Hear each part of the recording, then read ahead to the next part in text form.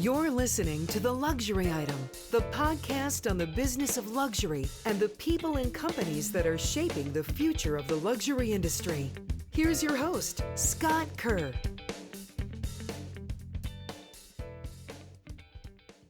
Imagine if on your next trip you could be far removed from the chaos of the airport, skip the long TSA line at a private luxury terminal, get complimentary food and drinks, plus a chauffeured BMW directly to your aircraft.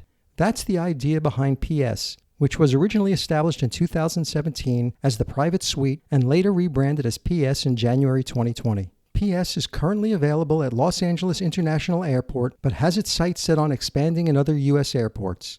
PS is the first of its kind in the United States, modeled after successful VIP services at major airports like London's Heathrow and airports in Munich, Frankfurt, and Dubai. My guest on the luxury item is Amina Porter, Co-Chief Executive Officer of PS. Prior to joining PS, Amina was a Senior Director at Lionstone Investments. Previously, she spent 6 years living and working in China, where she was Director of China's first boutique hotel brand, overseeing its development and growth. Welcome to the luxury item, Amina. Thanks, Scott. I'm excited to be here. Thank you for joining me. I appreciate you taking the time. So PS launched as the Private Suite back in 2017 as an exclusive terminal at Los Angeles International Airport. What was the gap in the U.S. commercial travel market for ultra high net worth flyers that wasn't being served at that time? In general, I think if you really think about airports, just as a category, they're not what they used to be, right? I mean, post 9/11, unfortunately, we've had to take a stance and have a bigger focus on security and safety. And that was done kind of at the expense of the joy of travel, right? I mean, if you think back to pre 9/11, and especially in like the glory days in the 50s and stuff, airports were happy places. Now, I'm not saying that they shouldn't be that way. Obviously, security and safety are non-negotiable in this age of, terrorist attacks and security breaches and things like that. But we think that you can also have luxury and hospitality with that experience. And in fact, in the US, we've been laggards there. If you think of airports around the world, like Changi in Singapore, and Doha Airport and Dubai Airport and Hong Kong and Heathrow, right? They have done it well. They're, at times they're shopping centers as much as they are airports. At times they're hotels as much as they are airports. In the US, we've just been behind.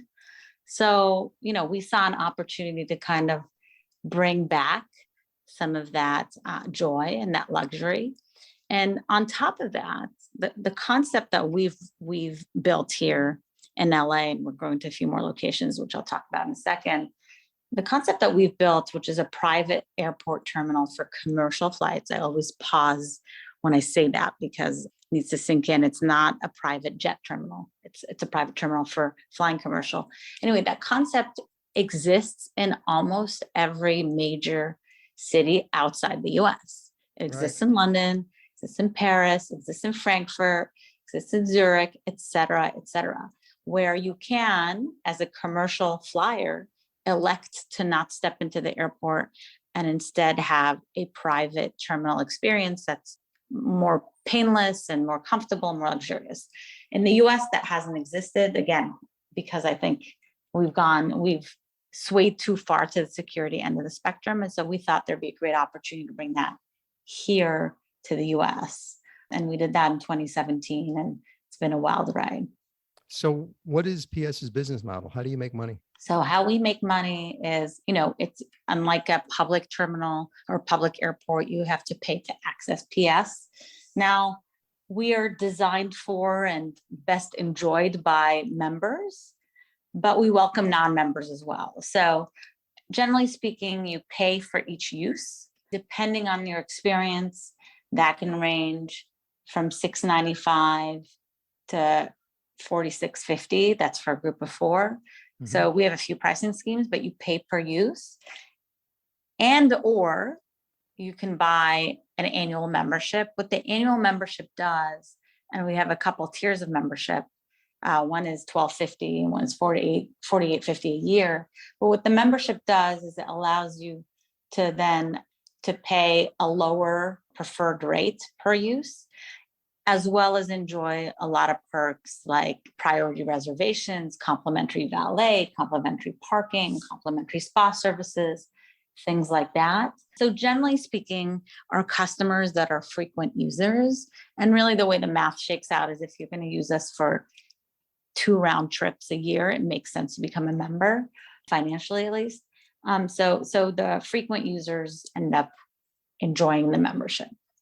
But commercial airlines already have high-class airport lounges that are continuously upping the amenities it offers to leave lasting impressions, from Peloton bikes to access to secret bars to all-you-can-eat sushi.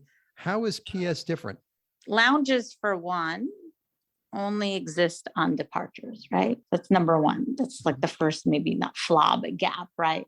On an arrival, you don't get to enjoy a lounge. And then, go into more details, lounges don't help you expedite screening. And this is actually particularly painful on an international arrival. International arrivals, if you've ever, flown into somewhere, especially when you're not the citizen of that country, the lines can be crazy, right? There's a big gap there. International arrivals is actually maybe the most painful leg in travel, and lounges don't help you there. So for us, it's about doing everything we do. We serve domestic and every domestic and international flight out of LA on departures and arrivals. And it's a really white glove service from the second you arrive. We're taking care of your luggage. You have a beautiful space to relax in. You have expedited TSA. It's just you in TSA. Takes 20 seconds.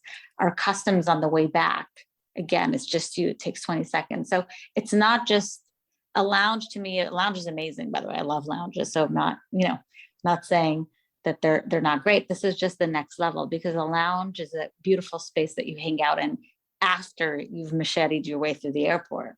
In our situation, there is no airport. So you're not macheting your way through any jungle. You're just going through the experience very blissfully. So can you walk me and my listeners through a typical PS VIP experience from the time my driver pulls up to the secret terminal at LAX? What happens? Sure. And for clarity, we do it on both ends, right? So you can pull up to our terminal and I'll walk you through that.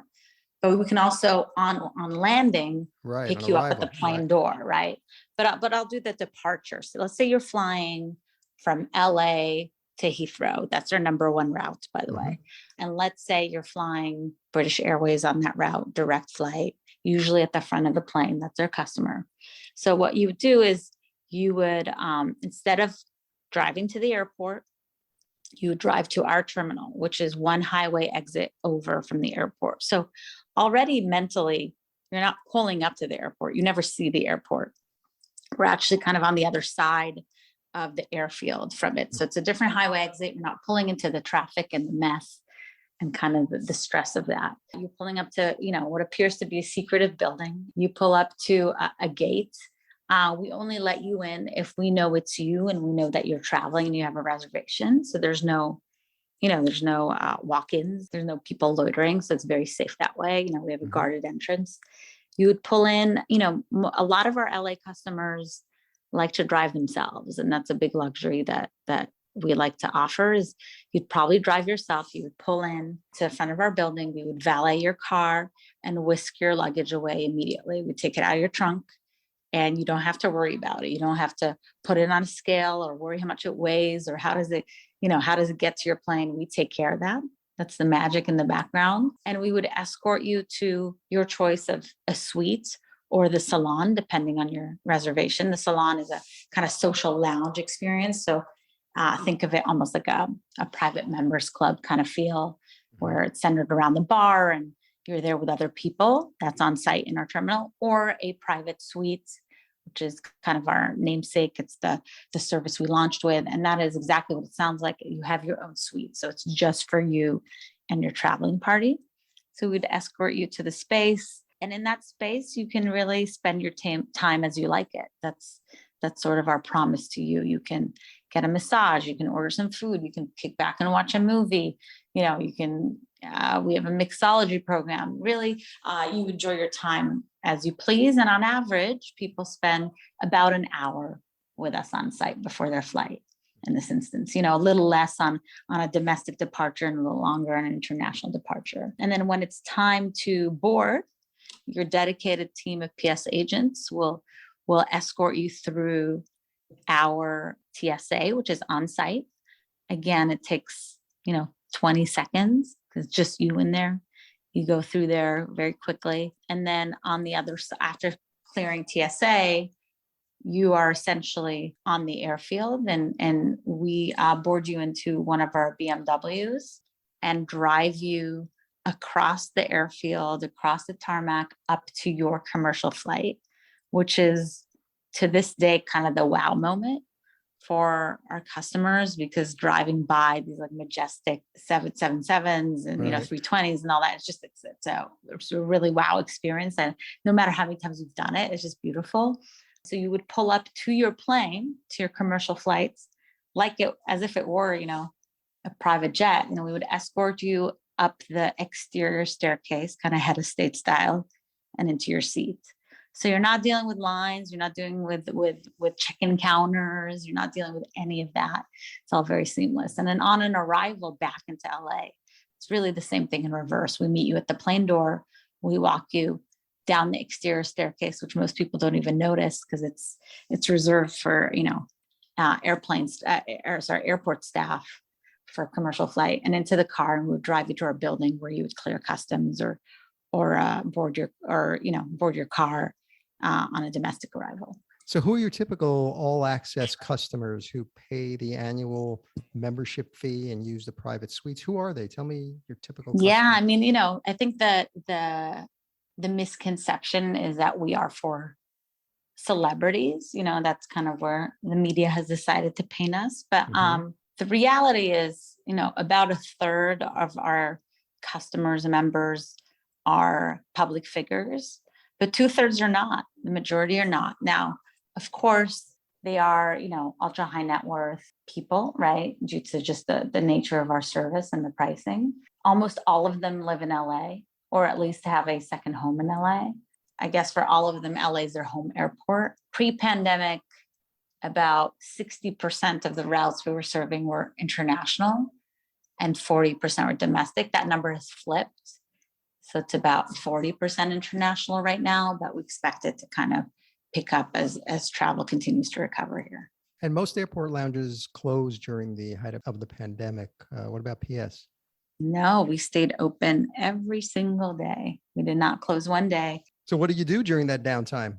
Yeah, we made a decision to stay open, right, strategically, because that is when our customers needed us the most. So even though in the late March 2020, there were many days where we had nobody, we maintained our commitments to kind of provide that privacy at times when people wanted to social distance and wanted their privacy the most, right?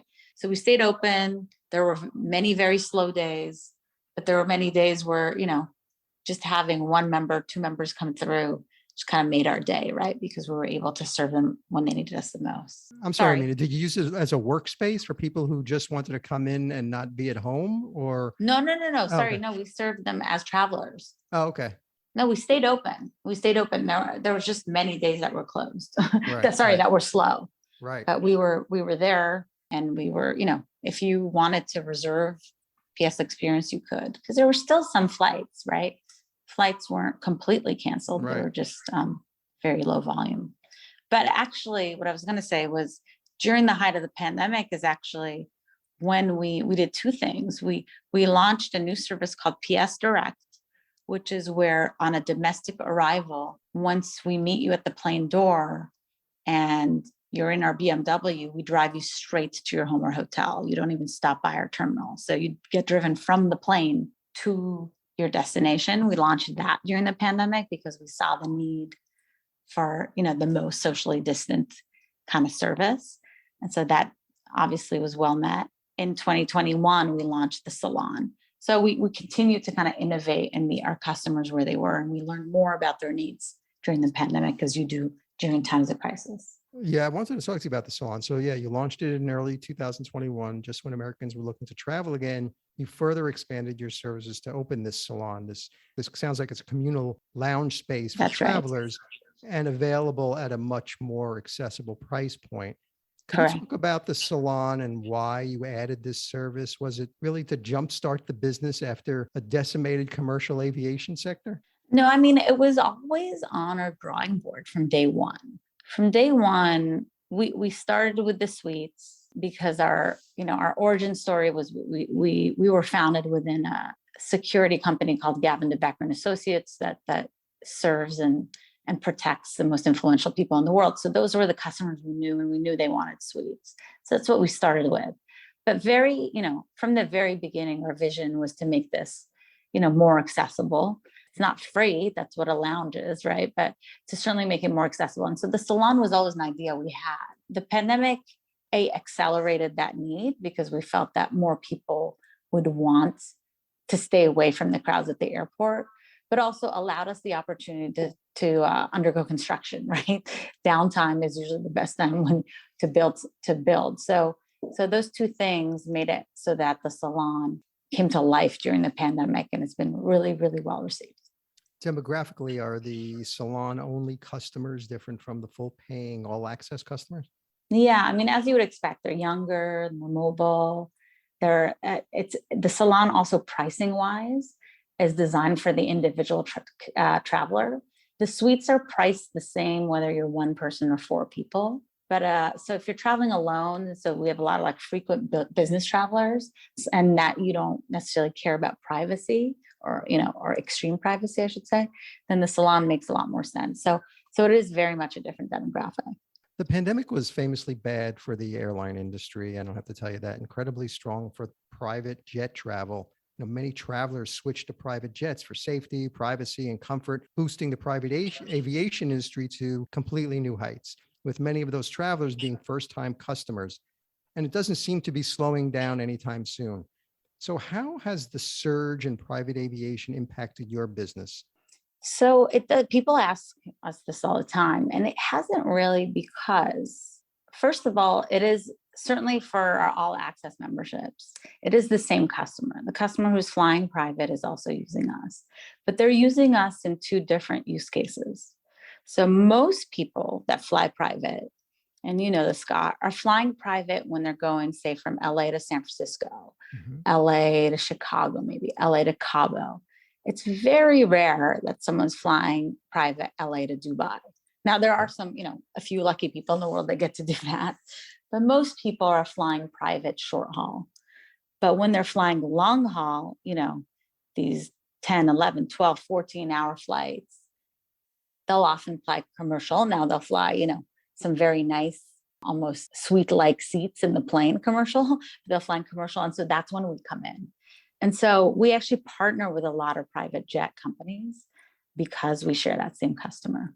So what has been the biggest challenge for you in carving out a completely new category and building a luxury brand from scratch? I mean, it's exactly that, right? I think our biggest challenge, and we love it, is that we are creating a new category. And so you can't look to your left and right and get inspiration or see what your competitors are doing and do it better. We're really redefining kind of what private airport means. And not even in the US, we're defining it. And so the challenge is deciding what to tackle, right? There's so many levers to pull, and there's so many ways to raise the bar. And in a way, you can keep raising the bar as high as you want because there's no competition to kind of compare yourself to. And so you essentially never stop. It's like we're constantly improving, constantly innovating, constantly, pushing ourselves to do new things, which is why you see that with us. Like we just launched a new food and beverage program.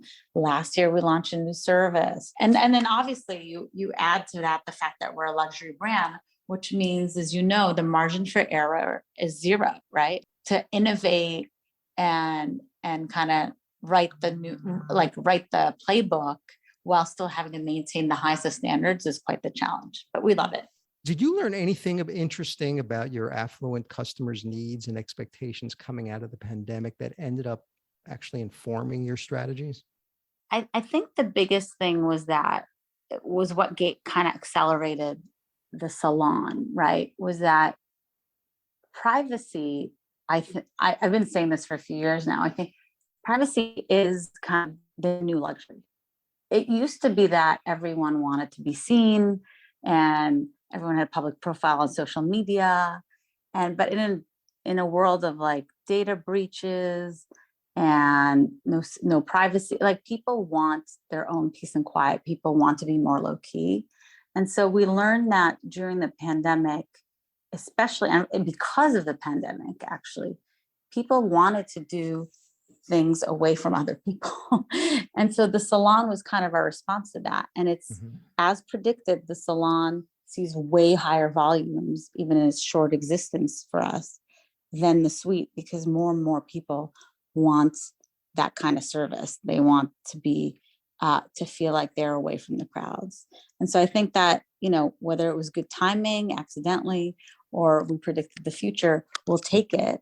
And so we'll continue to develop more services that kind of allow you when you want, whether it's, for your honeymoon or for every trip, whether it's a celebratory thing or it's just something you always do, to be able to travel in a more private and kind of relaxing way. Young affluent travelers are more likely to own Bitcoin and play in the crypto space than the general population. So has PS thought about crypto payments or other alternative payment methods to appeal to these early adopters? No, we have not.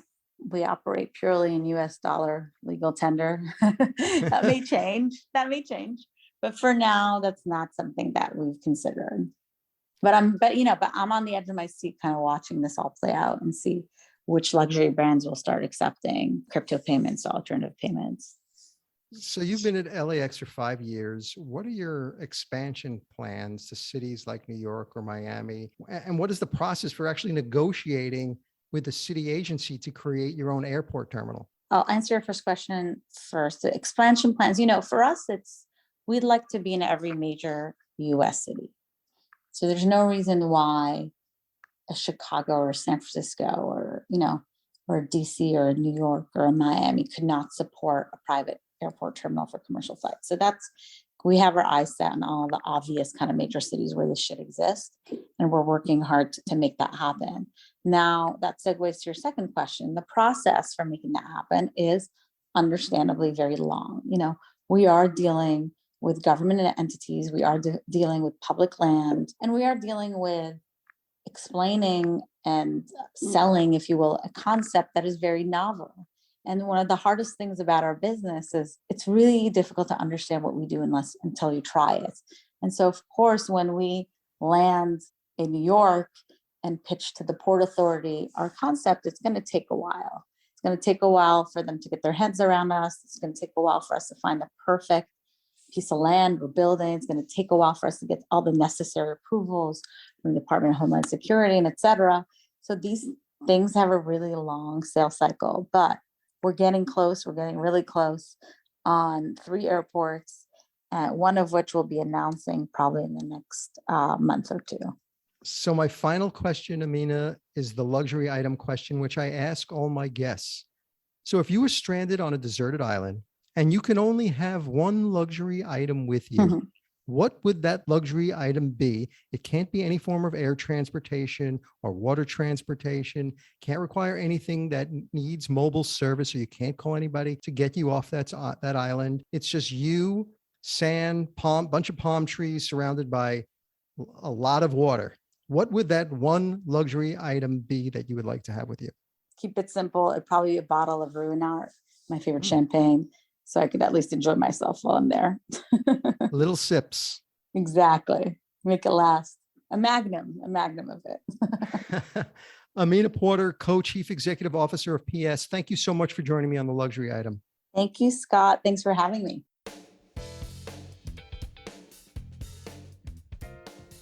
That's it for this episode of the Luxury Item Podcast. Thank you so much for listening. If you found this useful and entertaining, I would be really grateful if you can share it with a friend or colleague. I would love it if you subscribe so you never miss an episode. And while you're there, be sure to rate and review us on Apple Podcasts. It really helps other listeners find us. The Luxury Item Podcast is a production of Silvertone Consulting. I'm your host, Scott Kerr. Until next time.